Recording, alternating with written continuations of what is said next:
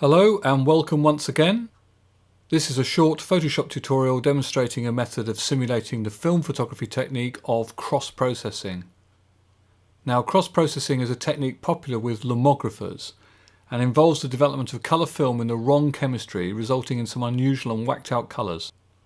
Essentially there are two options: developing C41, that's colour negative film, in E6 colour slide chemistry, or E6 film in C41 chemistry.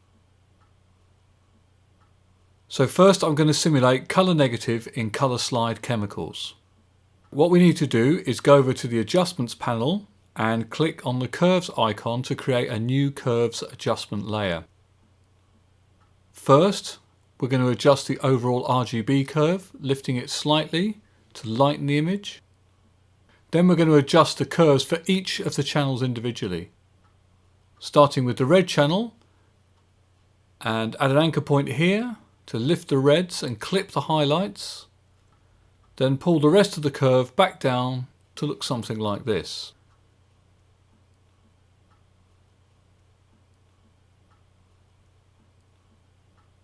Then we're going to switch to the green curve and we'll pin it here in the center and then lift the greens in the shadows. Finally, select the blue channel curve, and what we need to do here is pull down the end of the curve here to restrict the brightness of the blues in the highlights, and then lift the midtones and the shadows. And there we go, and this gives us a good approximation of what we might get if we were to process a C41 colour negative film in E6 colour slide chemistry. Toggling the adjustment layer visibility off and on again will allow you to compare the results with the original. Right, I'm going to turn off the visibility of this layer and create a new curves adjustment layer. And now we'll try and recreate the effect of E6 film, that's colour slide film, processed in C41 colour negative chemistry.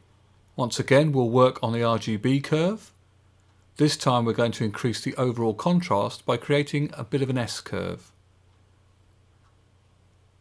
Then we'll select the red channel and create even more contrast, bringing the highlights up here and the shadows down, and drag this right down to the bottom to clip the shadows. With the green channel we're going to do almost the opposite of the adjustment we made before. We'll pin it in the middle again, but this time rather than raising the shadows we're going to raise the highlights and maybe pull the shadows down a touch.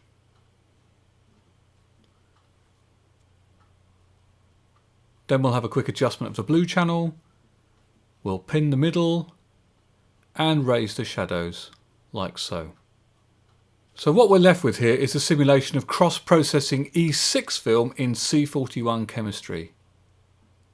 Now you might find the results a bit fierce, and if so, add a hue and saturation adjustment layer and reduce the saturation to calm things down a bit.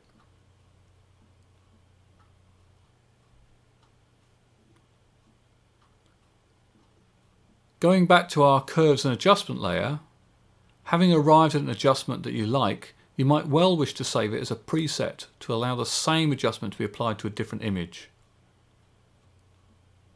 Click on the sub-menu in the corner of the Properties panel and choose Save Curves Preset. I've already created a presets folder within my Documents folder, and I'm going to call this particular preset E6 in C41 Cross Process. Okay. Now I'm going to turn this curves layer off and turn this one back on and target it.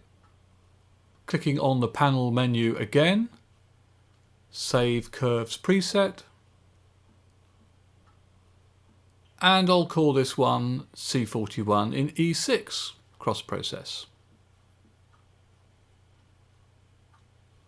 Good. So now if I open another image, here's another image, create a new curves adjustment layer, and this time I simply select the desired preset. Here is the E6 in C41 simulation, and here is the C41 in E6 simulation. I think I prefer this one.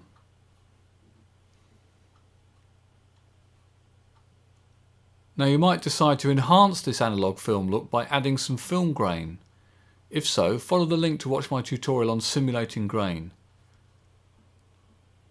If you've enjoyed this tutorial, please subscribe, share and have a look at what else is on offer at duncanshepherd.co.uk.